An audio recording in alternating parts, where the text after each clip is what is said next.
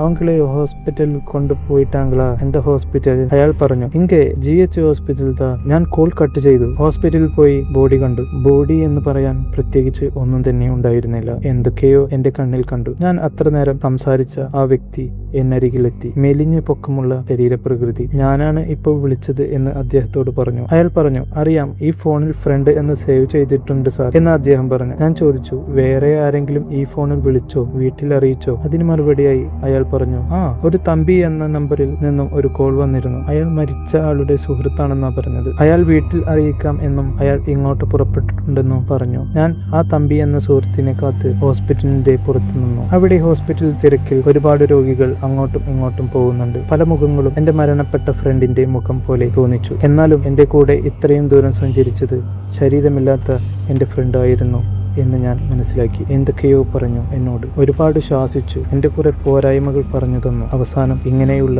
അവിശ്വസനീയമായ സാങ്കല്പിക കഥ പോലെ തോന്നിപ്പിച്ചു. പക്ഷേ ഇത് എനിക്ക് സംഭവിച്ച കെട്ടുകഥയല്ല, യാഥാർത്ഥ്യം തന്നെയാണെന്നും ഇവിടുന്നാണ് ആ യാഥാർത്ഥ്യം തുടങ്ങുന്നതെന്നും ഞാൻ മനസ്സിലാക്കിയത് തമ്പി എന്ന ഒരു ചെറുപ്പക്കാരൻ എന്റെ മുന്നിൽ വന്നപ്പോഴാണ്. എൻ്റെ അനുഭവ സത്യം പാർട്ട് 2 അറിയാൻ നിങ്ങൾക്ക് ആഗ്രഹമുണ്ടെങ്കിൽ തീർച്ചയായും കമൻറ്റ് ചെയ്യുമല്ലോ. എന്നെ നിങ്ങൾ സപ്പോർട്ട് ചെയ്യില്ലേ? നിങ്ങളുടെ അഭിപ്രായങ്ങൾ ഒരു പൂച്ചെണ്ട് പോലെ എൻ്റെ കമൻറ്റ് ബോക്സിൽ വന്നു വീഴട്ടെ എന്നും കമൻറ്റ് ബോക്സ് ഒരു പൂന്തോട്ടമായി മാറട്ടെ എന്നും ഞാൻ ആഗ്രഹിക്കുന്നു.